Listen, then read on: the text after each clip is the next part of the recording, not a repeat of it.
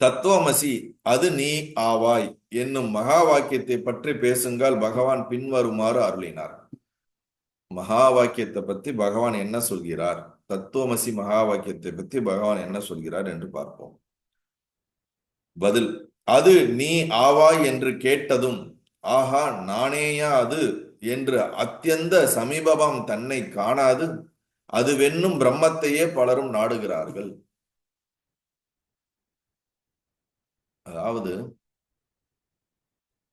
அது நீ ஆவாய் தத்துவமசி அப்படின்னு சொன்ன உடனே நமக்கு மிக நெருக்கமாக, அத்தியந்த சமீபம்னா என்னது, இதை விட நெருக்கமா வேற எதுவுமே கிடையாதுன்ற அளவுக்கு, அந்த அளவுக்கு நமக்குள்ள நாம இருக்கக்கூடிய தன்னை பார்க்காமல் தன்னை உணராமல் இந்த ஜீவர்கள் மனிதர்கள் என்ன பண்றாங்கன்னா, அந்த அது நீ ஆவா என்ற அந்த அது என்ன என்பதை வெளியே தேடுகிறார்கள். பிரம்மம் என்று இருக்கிறது, அதை வெளியே தேடுகிறார்கள், நாடுகிறார்கள் என்று பகவான் சொல்கிறார். அதுவென்னும் பிரம்மத்தை பலரும் நாடுகிறார்கள். அப்படின்னா என்ன மீனிங்னா, அது வெளியே ஏதோ ஒரு பொருள் போல இருக்கு, வெளியில ஏதோ ஒரு அனுபவம் போல இருக்கு, வெளியில ஏதோ அச்சீவ் பண்ண வேண்டிய ஒரு விஷயம் போல இருக்கு, அது நமக்குள்ள இருக்கக்கூடிய விஷயம் இல்ல அப்படின்னு சொல்லி அவங்க வெளியே தேட ஆரம்பிக்கிறார்கள் என்று இங்க சொல்லுகிறார். உடனே அடுத்த நபர் கேட்கிறார், அது வென்னும் அது வென்பது அது அது வென்பது எதுவென்று தெரிந்தால் தானே அது இதுவெனலாம். அது என்பது எதுவென்று தெரிந்தால் தானே அதுவே இதுவெனலாம். அதாவது பகவான் சொன்னது உங்களுக்குள்ள இருக்கக்கூடிய மிகவும் உங்களுக்கு நெருக்கமா இருக்கிறது தான் அது. அதை உணராம வெளியே எங்கேயோ தேடிட்டு இருக்கீங்களேங்கும் போது, அது உள்ளுக்குள்ள இருக்குதுன்னு தெரிஞ்சாதானே நாங்க அதை அடைய முடியும், அது தெரிய முடியும். அதுவே தெரியலன்னா நாங்க என்ன பண்றதுங்கிற மாதிரி கேட்கிறாங்க. அதுக்கு பகவான் சொல்றார், அனைத்தின் அந்தர் யாமியாம் பரமாத்மா தன்னுள்ளே தானாக எப்படி இருக்கிறார் என்று காணாமல், இப்ப பாருங்க, பரமாத்மா இறைவன் இறைசக்தின்னு நம்ம சொல்லக்கூடிய அந்த சக்தி அந்தர்யாமியாக உள்ளுக்குள்ளே எங்க இருக்கிறோம் என்று மிகவும் சட்டிலா நுணுக்கமாக உள்ளுக்குள்ளே எங்க இருக்கிறோம் என்று எல்லா இடத்திலும் பரவி நீக்கமர நிறைந்திருக்கக்கூடிய அந்த பரமாத்மா நமக்குள்ள எப்படி இருக்கிறாருன்னு நாம பார்க்காம உலகத்தில் அவரை காண முயல்கிறார்கள். இதுதான் ரொம்ப இம்பார்ட்டன்டான பாயிண்ட். வெளியில உலகத்துல நாம கடவுளை தேடிட்டு இருக்கோம்ன்றார். பரமாத்மாவை வெளியே தேடிக்கிட்டு இருக்கோம், உள்ளுக்குள்ள தேடாம வெளியே தேடிக்கிட்டு இருக்கோம். கடவுள் எங்க இருக்காரு, இங்க இருக்காரா, அங்க இருக்காரா, இங்க போனா கிடைக்குமா, அங்க போனா கிடைக்குமா, அங்க போனா பார்க்கலாமா, வெளியில கடவுளை தேடிட்டு இருக்கோமே தவிர உள்ளுக்குள்ள நாம பார்க்கல அப்படிங்கிறார்.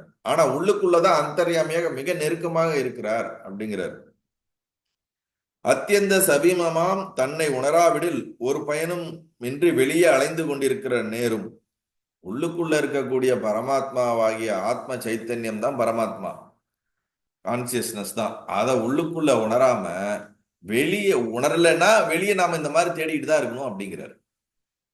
வெளியே கடவுளை தேடுறீங்கன்னா என்ன அர்த்தம்னா, உள்ளுக்குள்ளதான் கடவுள் இருக்காருன்னு உங்களுக்கு தெரியலன்னு அர்த்தம். உள்ளுக்குள்ள கடவுள் இருக்கிறாருன்னு தெரிஞ்சிச்சுன்னா உள்ளேயே தேடி கண்டுபிடிச்சிருவீங்களே தவிர வெளியே போயிட்டு இருக்க முடியாது. அப்ப நமக்குள்ளதான் இருக்கிறாரு, எல்லாமே நமக்குள்ளதான் இருக்குது, வெளியே போய் தேட வேண்டியதில்லை. அமைதி உள்ளதா இருக்குது, சந்தோஷம் உள்ளதா இருக்குது, நிம்மதி உள்ளதா இருக்குது. ஆத்மா நமக்குள்ள நாம தான் இருக்கிறோம், கடவுளாகிய பரமாத்மாவும் நாம நமக்குள்ள இருக்கிறோம். வெளியிலன்ற ஒன்று நமக்கு திருப்திப்படுத்தவோ நம்மை உணர்வதற்கோ ஒன்று தேவையில்லை. உனக்குள்ளே நீ உள்நோக்கி சென்றாய் என்றால், அகத்துக்குள்ளே சென்றால் என்றால், உள்ளே சென்றாய் என்றால் நீ உன்னை அறிவாய். எல்லா பிலாசபியும் அதுதானங்க சொல்லுது. எல்லா ரிலீஜனும் எல்லா பிலாசபியும் உள்ளே நோக்கி உன்னை பார், உனக்குள்ளே பார், லுக்கின், உள்ளே பயணம் செய், உனக்குள்ள போனேன்னா உன்னை யார் என்று நீ அறிவாய் அப்படின்னு சொல்கிறார்கள். அதுபோல இங்க அதான் சொல்றார், ஒரு பயணமின்றி வெளியே அலைந்து கொண்டிருக்க நேரம் உள்ளே போகவில்லை என்றால் நான் என்பதன் உண்மையை உணரின் அதுவே அதுவென்பதும் என்று அறிவோம். நான் யார் என்ற உண்மை உங்களுக்கு புரிஞ்சிச்சுன்னா தத்துவமசி மகா வாக்கியம் சொல்லக்கூடிய அது நீவாவாய் என்ற அந்த அதுக்கான அர்த்தம் புரியும் அப்படிங்கிறார். அந்த அது வெளியில கிடையாது, அது உள்ளுக்குள்ள உனக்கு மிக நெருக்கமா இருக்கக்கூடியதுதான் அந்த அது அப்படிங்கிறார். அனுபவத்தை நாடுவோர் அந்தர்முகப்பட்டே ஆக வேண்டும். உங்களுக்கு எக்ஸ்பீரியன்ஸ் வேணும்னா நீங்க ஹேவ் டு டிராவல் இன்சைட், உள்ளே கடந்து சென்று கொண்டே இருக்க வேண்டும்.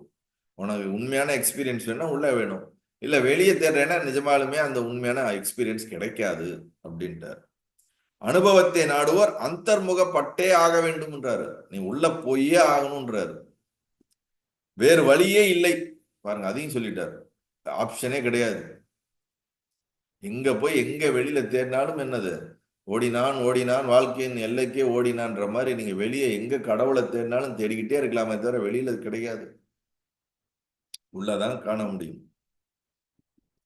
எடுத்த எடுப்பிலேயே அனுபவம் கைகூட விட்டபடியால் மனோமய விசாரணைகள் அலையாது தப்பினேன். இதுதான் முக்கியமான ஒரு விஷயம். அவருடைய பர்சனல் எக்ஸ்பீரியன்ஸ் இங்க அட்டாச் பண்றாரு, ஆட் பண்றாரு. எடுத்த எடுப்பிலே அனுபவம் கைகூட விட்டபடியால் அப்படின்னா என்ன அர்த்தம்? நாமெல்லாம் வருஷக்கணக்கா படிக்கிறோம்.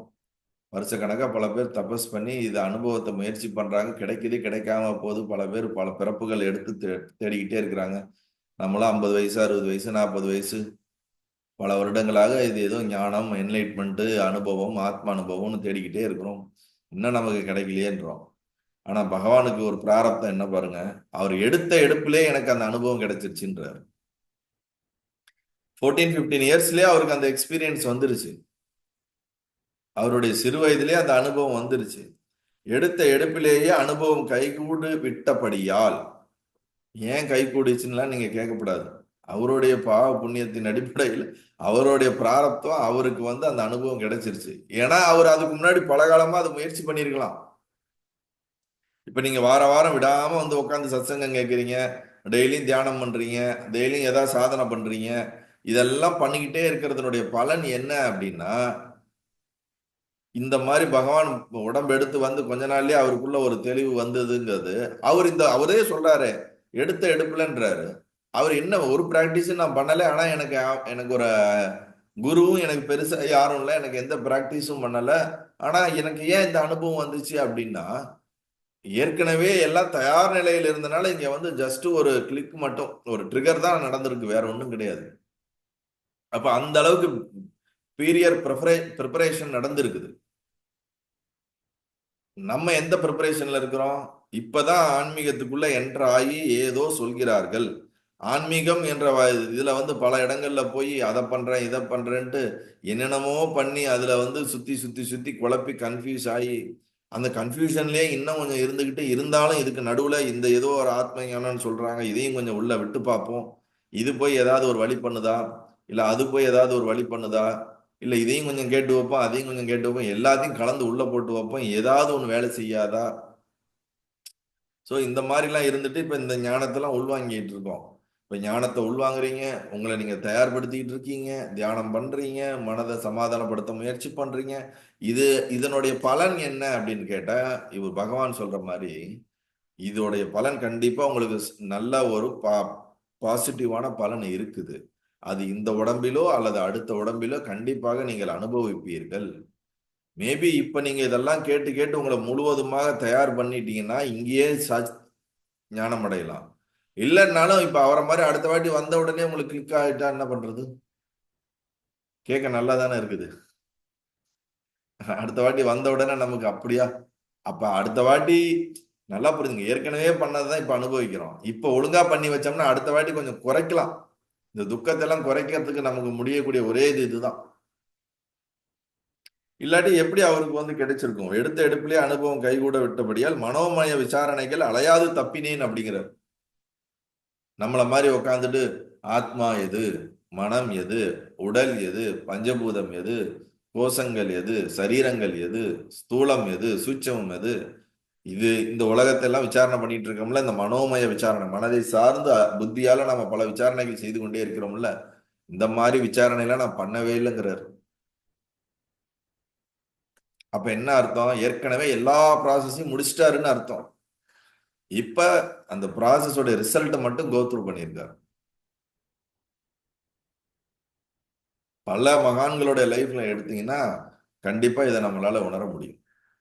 சிறு வயதிலேயே ஆதிசங்கரர்லாம் வந்து அந்த 8 வயதிலேயே அவருக்குள்ள ஒரு தெளிவு ஏற்பட்டு அவர் இங்கிருந்து போய் குருமார்களிடம் இருந்து படித்து 32 வருஷம் தான் அவர் மொத்தமே இருந்திருக்காரு. 16 வயசுக்குள்ள எல்லாத்தையும் படிச்சு முடிச்சு எல்லா ஞானமும் ஏற்பட்டு அவர் யாத்திரைகள்லாம் பண்ணி 4 அந்த இதை உலகம் ஃபுல்லா இந்த அத்வைத சித்தாந்தத்தை எஸ்டாப்ளிஷ் பண்ணிட்டு அந்த காலத்துல எங்க இன்டர்நெட் இருந்தது, எங்க உங்களுக்கு பஸ்ஸு கார்லாம் இருந்தது? எதுவுமே கிடையாது. வெறும் கால்ல நடந்து நடந்தே இந்த பாரதத்தை 4 தடவை இது பண்ணி இந்த அளவுக்கு ஸ்ட்ராங்கா எல்லா ஸ்கிரிப்சர்ஸையும் ரீஎஸ்டாப்ளிஷ் பண்ணி அந்த சத்தியத்தை நமக்கு புரியுற மாதிரி பாஷ்யங்கள்லாம் கொடுத்து இதெல்லாம் எப்படி சாத்தியம்? அப்ப பூர்வ ஜென்மத்தோடைய தொடர்ச்சி, பூர்வ ஜென்மத்தோடைய புண்ணியங்களினுடைய தொடர்ச்சி. இப்ப நீங்களாம் உட்கார்ந்து இப்ப இந்த சத்சங்கத்தை கேட்டு ஞானத்துக்கு ஏதாவது முயற்சி பண்றீங்கன்னா அதுவும் உங்களுக்கு நீங்கள் செய்த புண்ணிய பலனாக இதை கேட்கிறீர்கள். நீங்கள் ஏற்கனவே செய்த புண்ணிய பலன், இப்பொழுது செய்து கொண்டிருக்கக்கூடிய புண்ணிய பலன், அல்லது எல்லாம் சேர்ந்து இதை நாம் இப்பொழுது கேட்டுக்கொண்டிருக்கிறோம். இந்த கர்மத்தை செய்வதன் வழியாக இதனால் கிடைக்கக்கூடிய புண்ணியத்தை நீங்கள் தான் அனுபவிக்க போறீர்கள். புரியுதுங்களா? அதனால இந்த சத்காரியத்தை, இந்த சத்சங்கத்தை நாம் தொடர்வதனால் உங்களுக்கு மிகப்பெரிய ஒரு பலன். நீங்கள் வளர்ந்து கொண்டுதான் இருக்கிறீர்கள். வளர்ச்சி என்பது தவிர்க்க முடியாதது. ஆனா இப்படி இருந்தாலும் வாரம் வாரம் வரக்கூடிய சத்சங்கத்துல நான் எப்படி வராம இருக்கிறது? இல்ல எனக்கு அந்த வேலை, இந்த வேலை, ஏகப்பட்ட வேலை, வீட்டுல சொந்தம் வந்துட்டாங்க, அது வந்துட்டாங்க, இப்படி எல்லாம் சொல்லி நம்மளை தடுக்கிறது எதுனா அது நம்ம மனம் பண்ணக்கூடிய இந்த ஒரு ட்ரிக்கு.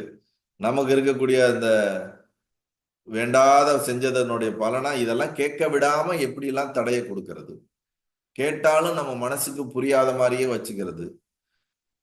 இதெல்லாம் நம்ம பண்ண ஏற்கனவே இருக்கக்கூடிய நம்மளுடைய நெகட்டிவான விஷயங்களுடைய தாக்கம் தான் அதெல்லாம்.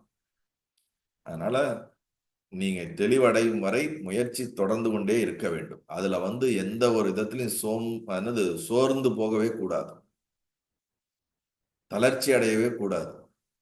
அன்டில் ரிசல்ட் கிடைக்கிற வரைக்கும் எக்ஸாம் எழுதிட்டே இருக்கிற மாதிரி, அன்டில் இது ரியலைசேஷன் நடக்கிற வரைக்கும் அந்த பர்சிஸ்டன்ஸ் சொல்லக்கூடிய தொடர்ந்து விடாமுயற்சி நமக்குள்ள இருந்து கொண்டே இருக்க வேண்டும். அதை விட்டுவிடவே கூடாது. அதனால எடுத்த எடுப்பிலே அனுபவம் கைகூட விட்டபடியால் மனோமய விசாரணைகள் அனைத்திலும் தப்பி விட்டேன் அப்படின்ட்டார் பகவான். ஆனா அதே மாதிரி எல்லாருக்கும் வராதுன்னு தெரிஞ்சுதான் பக்கம் பக்கமா உட்காந்து எல்லாருக்கும் உபதேசம் கொடுத்துருக்காரு. வருடக்கணக்கா உட்காந்து வரவங்களுக்கு எல்லாம் உபதேசம் கொடுத்து கொடுத்து பல வருடங்களா பல பேர்த்த ட்ரெயின் பண்ணியிருக்காரு. அவருக்கு தெரியாத இப்ப அவருக்கு டக்குன்னு ஆயிடுச்சு அந்த மாதிரி எல்லாத்துக்கும் ஆகும்னு அவர் நினைச்சிருக்கலாம்ல. அவருக்கு ரியாலிட்டி தெரிஞ்சிருக்கு. எனக்கு இப்படி ஆகிருக்குங்கிறதுனால இதே மாதிரி எல்லாருக்கும் ஆகணும் சாத்தியம் இல்லைன்னு அவருக்கு நல்லாவே தெரியுது. அதுதான் யதார்த்தம். அவரவர்களுடைய மனம், மனப்பக்குவம், அவர்களுடைய கர்மா, அவர்களுடைய மன வடிவமைப்பு அதற்கேற்றார் போல் அவர்களுக்கு நேரம் எடுத்துக்கொள்கிறது, காலம் எடுத்துக்கொள்கிறது, அவர்களுடைய மனமயக்கம் தீருகிறது. அவரவர்களுக்கு ஏற்றார் போல் சாதனைகளும் அதற்குண்டான தேடுதல்களும் வழிகாட்டுதலும் தேவைப்படுகின்றது. அதுக்குத்தான் குரு தேவை வாழ்க்கையில. இந்த மாதிரி நிறைய ஸ்கிரிப்சரை படிச்சுட்டு போறதுக்கு குரு தேவை கிடையாது. நம்மளே போய் லைப்ரரியில எங்கெங்க இருக்குதோ எடுத்து படிச்சு நம்ம ஞானம் அடைஞ்சிருக்கலாமே. கஸ்டமைஸ்டா நம்ம மனதிற்கு ஏற்றார் போல் இத்தனை பேர் இருந்தாலும் இத்தனை பேருடைய மனமும் தனித்தனியான வடிவமைப்பு உடையது, தனித்தனியான வாசனைகள் உடையது, தனித்தனியான அது ஒரே விஷயத்த வேறு விதமா அது 10 15 பேர் 20 பேர் கேட்டாலும் 20 பேருக்கு அது வேற விதமா அது அப்பீல் ஆகும், வேற விதமான ஒரு புரிதல் கிடைக்கும். நான் சொல்லக்கூடிய எல்லா விஷயமும் நான் சொல்ற மாதிரியே புரியுமானா புரியாது. அவர்களுடைய மன அமைப்பு கேட்டாருவால் அது ஒரு சில விஷயம் உள்ள போகும், ஒரு சில விஷயம் உள்ள போவாது. 10ல் 2 போகும், 4 போகும், 6 போகும், அது தப்பா போகும், இல்ல கரெக்டா போகும். இந்த மாதிரி நிறைய மாற்றங்கள்லாம் இருக்கும். அப்ப அவரவர்களுக்கு அவர்களுடைய மனம் சார்ந்து அந்த அந்த புத்தியில அது தெளிவு ஏற்படுத்துவதற்கு நமக்கு பிசிக்கலா ஒரு பர்சன் நம்மளுடைய மனதுக்கு அது புரியுற மாதிரி எடுத்து சொன்னாதான் அது விளங்கும். அதுக்குத்தான் வாழ்க்கையில குருன்னு ஒருத்தர் தேவைப்படுகிறார். நல்லது.